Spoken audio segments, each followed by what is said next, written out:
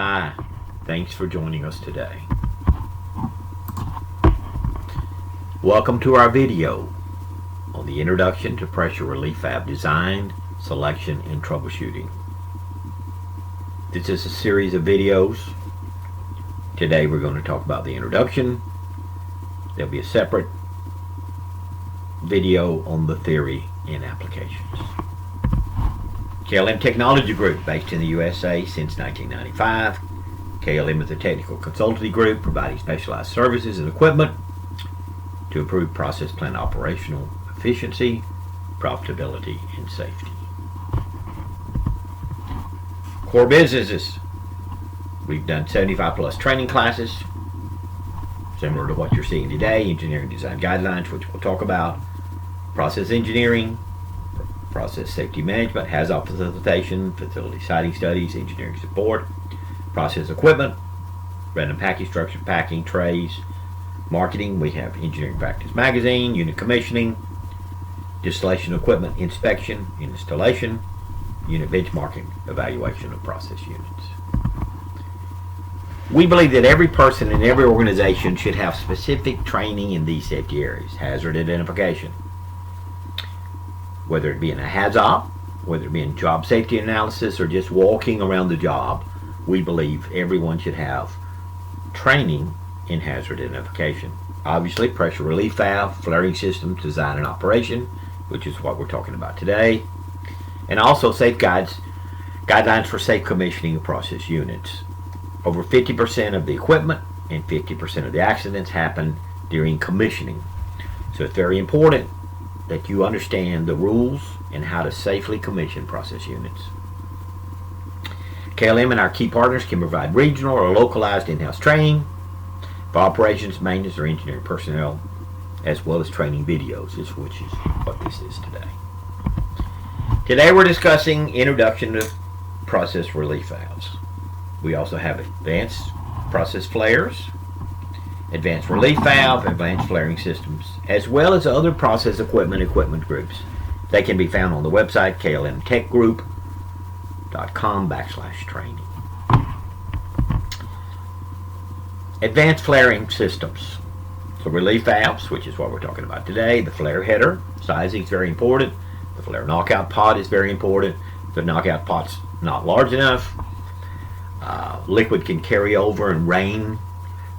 Fire can rain down from the flare stack, and there's lots of good videos on YouTube about this. I have a YouTube channel, Carl Coleman's CPE, which has a lot of these videos, and the process flare itself. There's also a chapter for each one of these topics in the Coleman's Handbook of Process Equipment Design. So there are over 100 individual chapters on a wide range of subjects. Each chapter is 80 to 120 pages. The handbook can be found here. And it just so happens I chose to take a snapshot of this one. This is Pressure Safety Relief Valve Selection, Sizing, and Troubleshooting. It's a 107-page document that we built on how to design safety relief valves, pressure and safety relief valves. So what are we going to talk about today? We're going to talk about the introduction to relief valve design, selection, and troubleshooting. So what are some important things, the scope of this? Importance of the pressure relief system, process design considerations, selection of methods of pressure relief valves used in typical process industry. The gas sizing theory will be in a separate video, and you can size for gas, you can size for steam, and you can size for liquid services. There's several methods of installation, will be in the other video, and also some case studies, how to size the different types of relief valves. Importance of a pressure relief system. Daily operation of chemical processing plants, overpressure events can happen. A block discharge, fire exposure, tube rupture, and HAZOPs. If you have a heat exchanger, you're required to fail one tube. If you have very large pressure difference between tube side and the shell side, this can be a very large release. It can require a very large relief valve. It also can require, sometimes there's been studies that actually require you have a rupture disc installed on the head of the heat exchanger if the pressure difference is very large. Check valve failure, thermal expansion, utility failure can occur. This will lead to a major accident in the plant if the pressure relief system is not in place, not functional, or not sized correctly. It's very important to properly select the type of relief valve, size it properly, how it's used, located, and you got to maintain the pressure relief system. It's very important that the flare not be plugged, that the hydrostatic U in the flare remain unplugged. There was one incident where ice got into the flare system and knocked the end of a flare header out. So it's very important that you maintain, that you look at the pressure relief system. It is a safety system, but it's not fail-proof. You've got to make sure it's fail-proof. To prevent or minimize the losses from a major accident like a fire or explosion or from things that happened. Pressure relief system used to protect the piping equipment against overpressure and personnel safety. Obviously, if a vessel comes apart, there's going to be personnel issues, there's going to be a large fire, there's going to be a blast pressure wave. Particularly today, we're looking at facility siting studies and the safety of buildings. Pressure relief systems are consistent with pressure relief design, which is what we're talking about today. The flare piping, you got to make sure the flare is routed downhill, it's large enough. The flare separation drum, you got to make sure it's large enough so that it will not carry over liquid into the actual elevated or ground flares.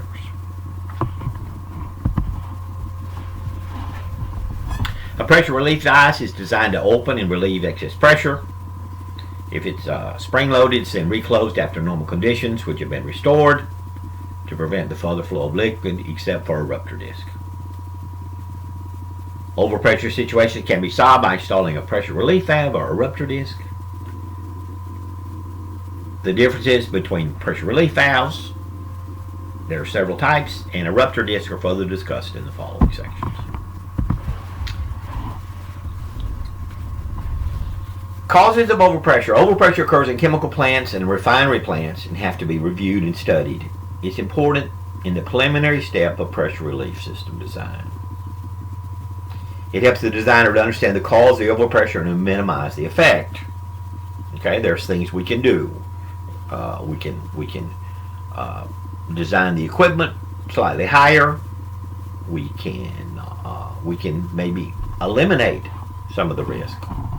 Overpressure is the result of an unbalanced or disruption of the normal flows of material and energy that causes material or energy or both to build up in some part of the system.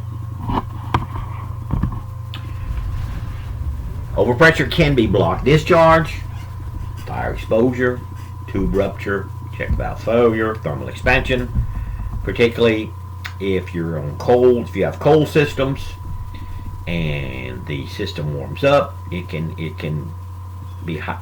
cause higher pressure than the line can actually the line or the heat exchanger can actually design for, and it can fail. And utility failure, cooling water, electricity, steam, or air, instrument air. So there's a list of utility failures. Water relief events, external fires. We've got to look at external fires, flow from a high pressure source, heat input, pumps and compressors, ambient heat transfer, liquid expansions in pipes and surge. So what are some potential designs of defense?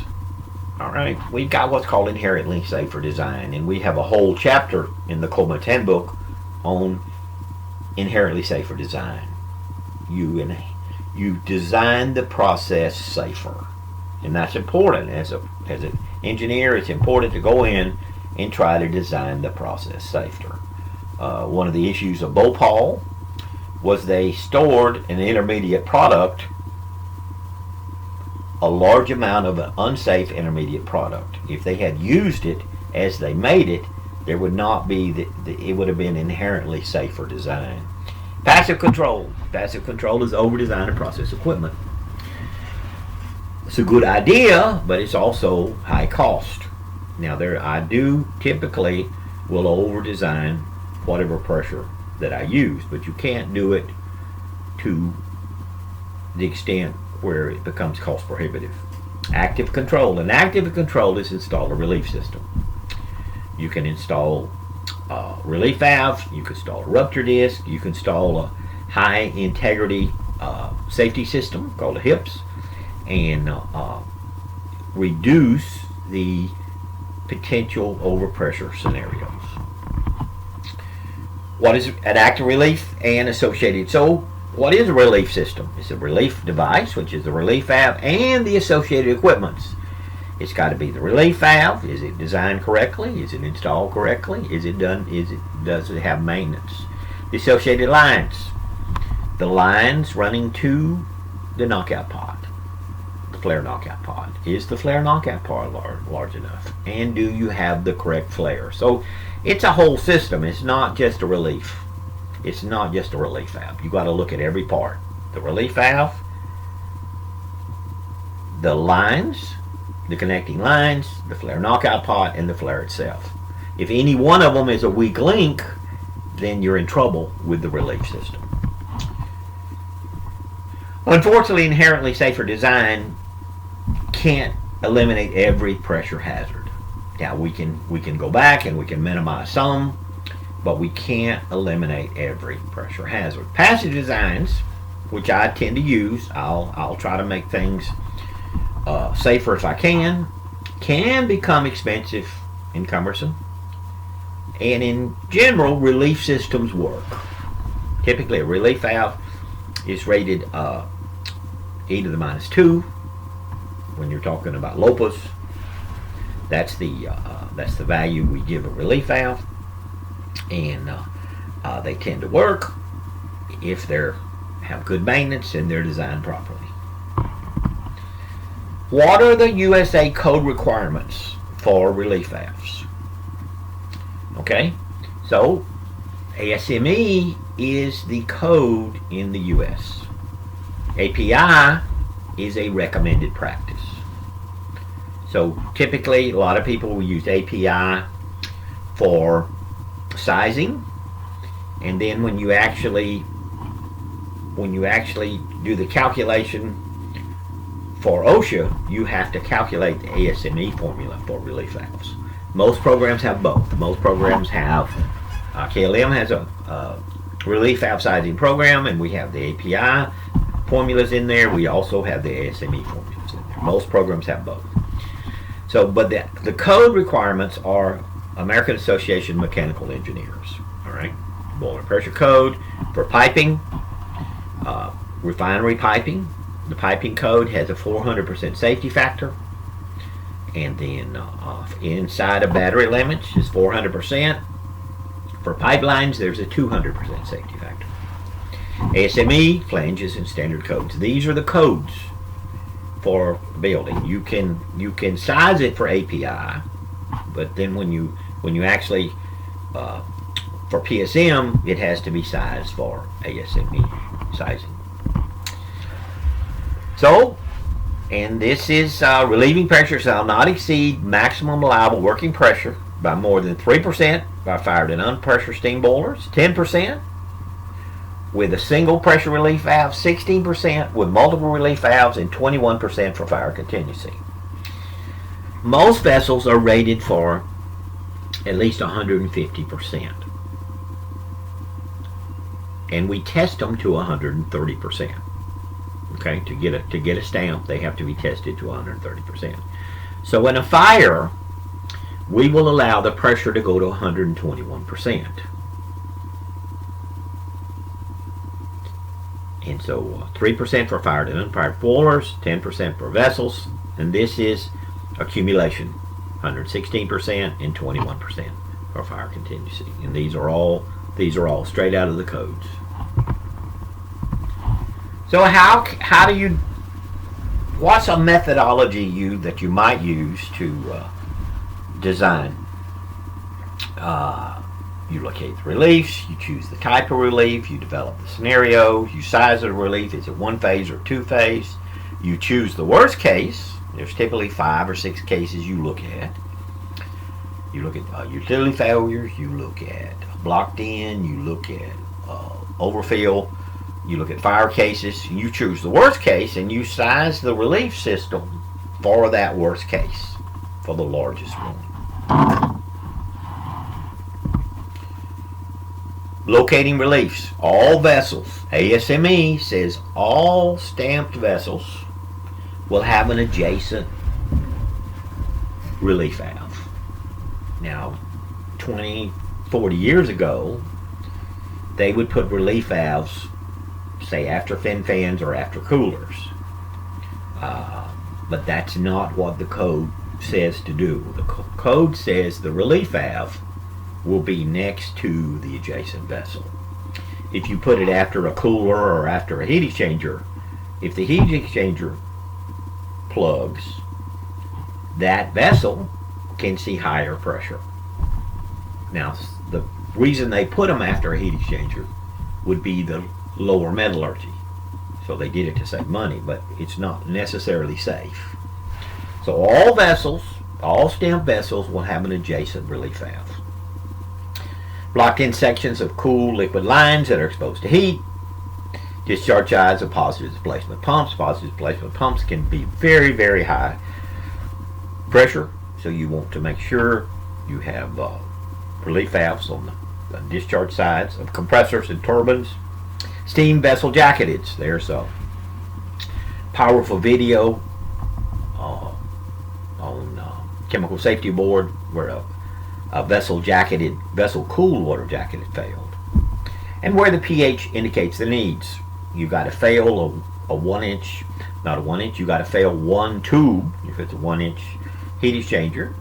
You got to fail a 1 inch. If it's an 1.5 inches, you got to fail a 1/2 inch, 1.5 inch tube, and then the low pressure side has to be rated to handle that need. So you got to locate the reliefs. And after you've done this for a while, you can look at the P&IDs. You go, okay, you need a relief valve here, you need a relief valve here, and it's pretty straightforward. Choosing types of reliefs. Are we going to do spring-operated valves? Are we going to use rupture disc? What types are we going to use? All right, there's several types of spring-operated valves, which we'll talk about next. There's a rupture disc, which we'll talk about next. So we're going to choose the type. Conventional spring-operated is relief valve is spring-loaded, top-guided, high lift. It has a nozzle-type pressure relief valve. All right, it's normally what you'll see, conventional type pressure relief valve. Looks like this. This is out of the Coleman's Handbook. We drew this, and so this is a conventional type relief valve. So the pressure comes into the bottom, the nozzle lifts, it compresses the spring, and then it flows out to the side. And basically simple, been designed a long time. If it is maintained well, they are reliable. If it's not maintained well, they're not very reliable. And I think for many years we put too much faith in relief valves. Today we don't put as much faith as we used to. So what are some things you need to look at? In a relief valve, you can have superimposed back pressure. What does that mean? If I have the suction of a pump that has 10 bar suction pressure and 20 bar discharge pressure, the discharge of the relief valve has a 10 bar discharge pressure. So we have to consider that when we're sizing the relief valve. What is the discharge pressure? Is it variable? Okay, like in an ethylene plant. If an ethylene plant is running, the pressure in the flare header is probably almost zero. It's almost none. If you're flaring hard, the pressure in the flare header can be as high as 2 bar. Okay, can be 30 pounds.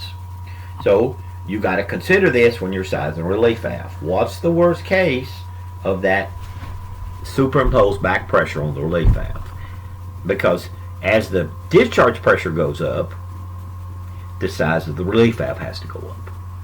If I have very low header pressure, then the relief valve can be smaller. As that delta P between P1 and P2 decreases, the relief valve gets a lot larger. So I have to look at frictional losses. I have to look at pressure drops when I'm sizing relief valves. Most programs will automatically do this. You put P1 in, you put P2 in, it sizes the relief valve.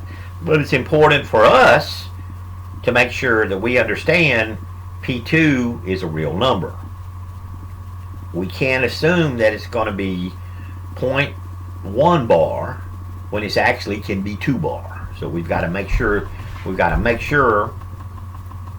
2 bars 30 pounds. 0.5 bar might be 5 pounds. We can't assume that it's going to be really low pressure when it can be high pressure, because then the relief valve will be too small. Balanced pressure relief valves. Alright, so what this does, this actually has a balanced bellows, which takes away part of that discharge pressure. So you can see from the upper right that the pressure 2 covers the area, and the PV is the lift pressure. Okay, so what happens with this balanced bellows, it partially looks at the downstream pressure and the flow will be balanced. All right, so it actually balances the flow for high pressure or variable P2 outlet pressure type of systems. They're got more parts to them, so you've got bellows. Sometimes you can have a disc.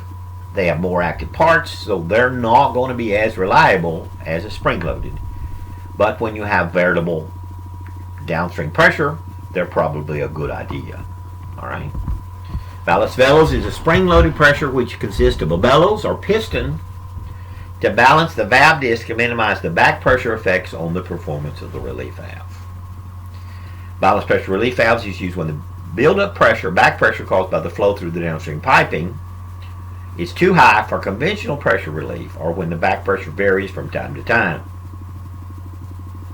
It can be typically applied when the total back pressure does not exceed 50% of the set pressure.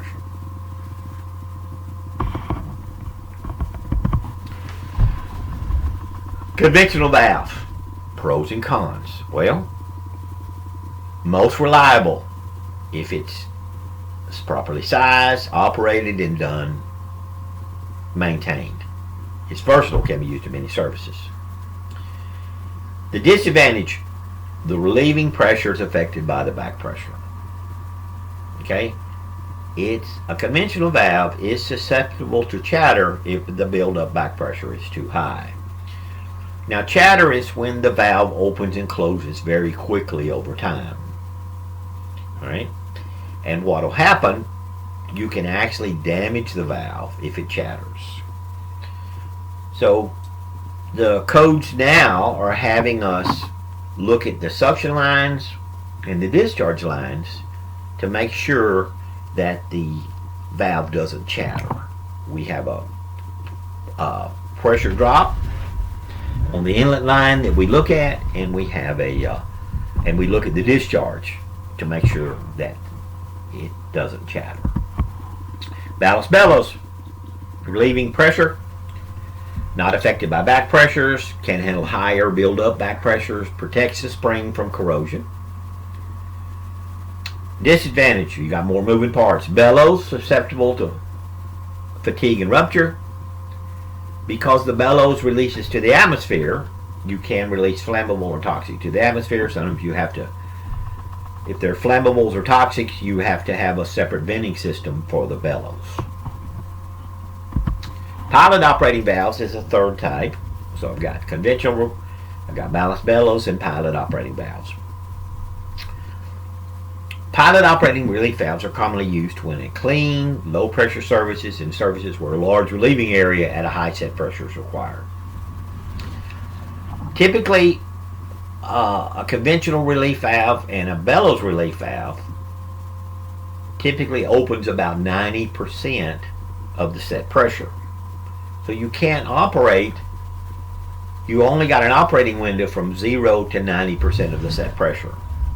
A pilot operating valve probably can go to 98% of operating pressure. So it has a little tighter control window. Okay? And typically you can, 98%, typically you want to design to within 5% set pressures. Okay? So basically if you're doing a revamp, you can go from a conventional relief valve to pilot operating relief valve if it's a clean service and pick up 5% more operating pressure. So here's what they look like. They have a pilot which looks at the inlet, and then the pilot supply line goes up, and it is what opens the valve. Okay? And then the outlet. So it's not really necessarily depending on the lift, it's actually depending on the pilot supply line. If you have a very long suction line for the valve, in one case we had a very, in a desalter, we had a very, very high relief valve up in the air, and the desalter was on the ground. We actually ran the pilot supply line back to the desalter and control the pressure on the desalter, not on the discharge piping pressure drop loss. Rupture devices. You have two types. You have a rupture disc and you have a rupture pin. There are two types.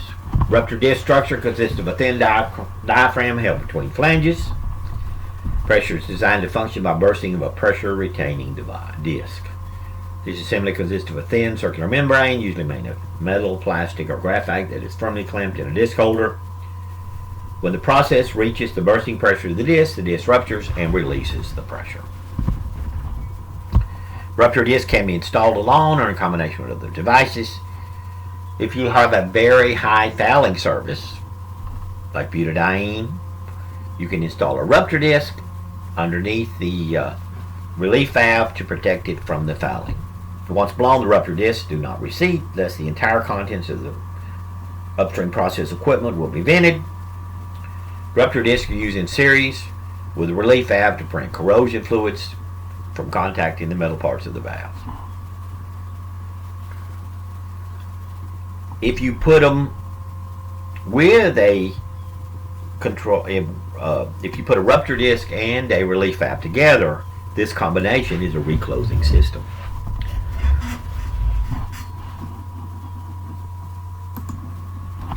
The burst tolerances of rupture discs are typically about 5% for set pressures above 40 psig. And that's 2.5 bar.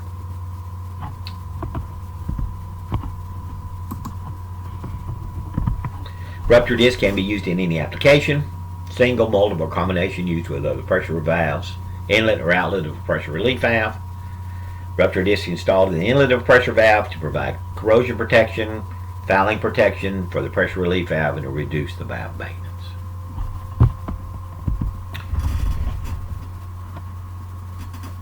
When installed at the outlet, it is functioning to protect the valve from atmospheric or downstream fluids. When used in highly corrosive fluids, 2 rupture discs are required to install together. So you can, if it's highly corrosive, you can install and put a pressure device between them, and you can tell when the first one ruptures. It can be used for processing with highly viscous fluids, including non-abrasive slurries. So basically, rupture discs can be used where relief valves would be difficult. They have three types in the market: forward acting, reverse acting, and graphite. So there's three types in the market. So what does this look like? Well, here's a typical solid metal rupture disc before and after. You put it in the flange. You put it in a standard flange with a couple of special flanges, and typically rupture disc looks like this. Rupture pin device. So what you have is a typical relief valve with a pin that ruptures. Okay, and the pin will rupture and the relief valve will open, but it will not reclose. When to use a spring-operated valve? When losing the entire contents is unacceptable. Fluids above a normal boiling point, toxic fluids. Need to avoid failing to low pressures, say for metallurgy concerns. Need to return to operations quickly. Can withstand process pressure changes, including a vacuum. Okay. Rupture discs aren't necessarily good for vacuums. When you use a rupture disc or a pin, capital maintenance savings, losing the contents is not an issue. It's a benign service, non-toxic, non-hazardous. Need for a fast-acting device.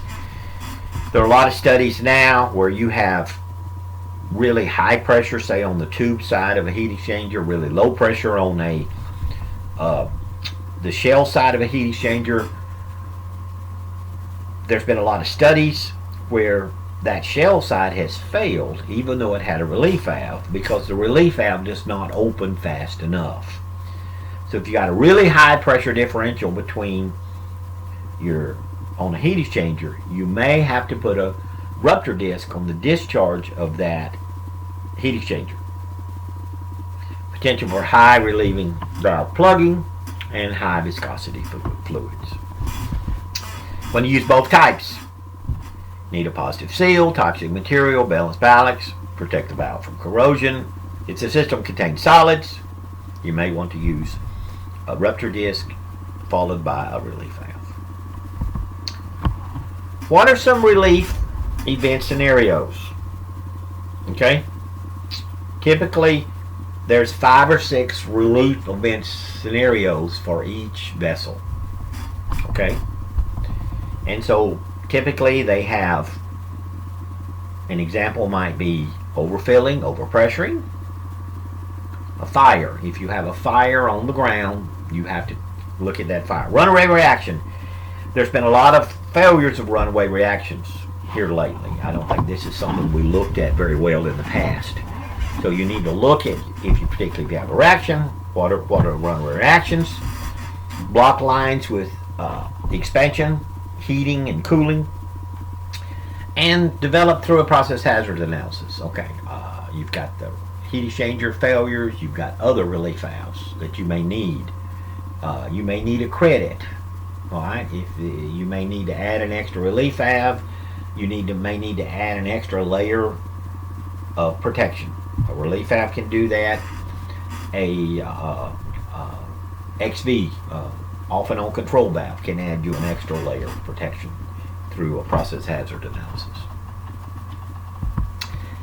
So we determine the relief rates, we determine the vent area, how it's sized. We look at overfill. What is the maximum flow rate through the vessel? All right. So we need to look at maximum pump discharge. We need to look at the maximum control valves. We need to look at the overfill. What is the maximum flow that can go through the vessel? We have to size that relief valve. Fire case. We have to look at what happens if there's a fire on the ground that heats this external vessel. All right. Typically, a lot of times the fire case is the largest case. Okay. The code allows you for a certain elevation to discount fires.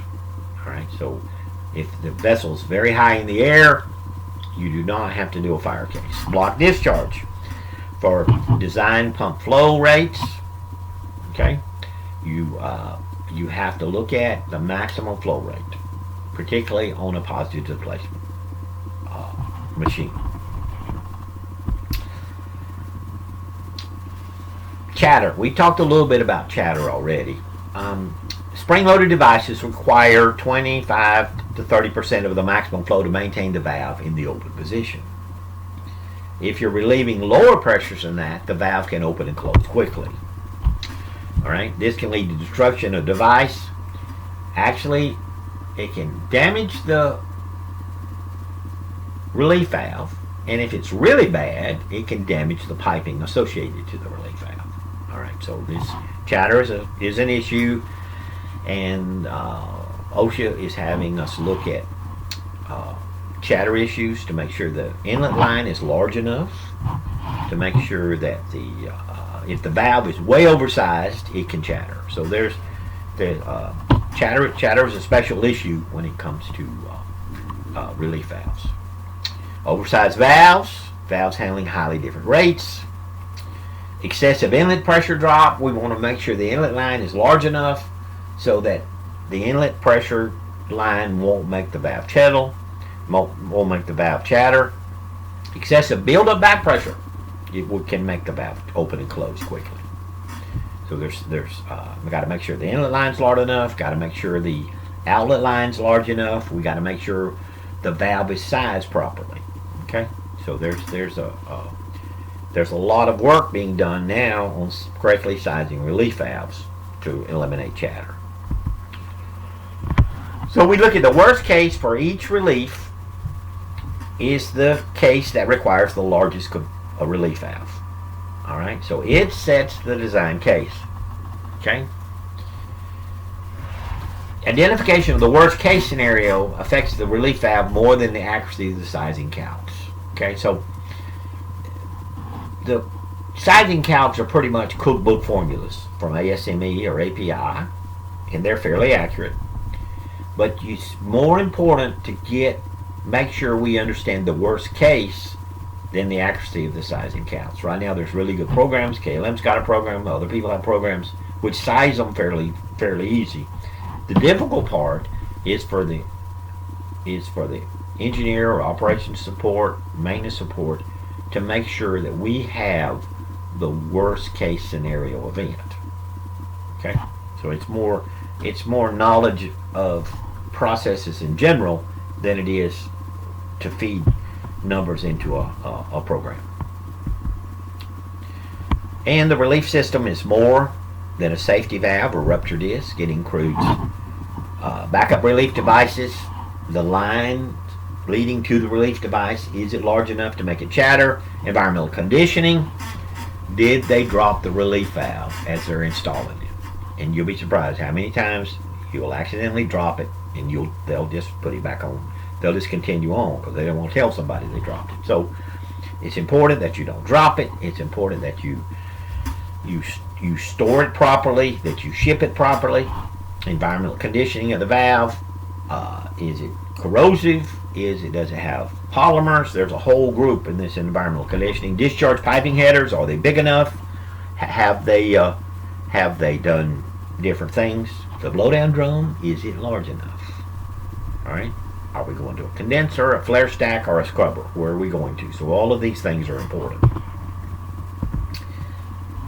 Pressure relief is a very important active safety element. It's connected intimately with the process hazard analysis, requires diligence in design, equipment selection, installation, inspection, and maintenance. So it's very important. We look at this. It's very important that we do a good job in designing, equipment selection, installation, inspection, and maintenance. Thanks for your time today, and hopefully we've been able to help.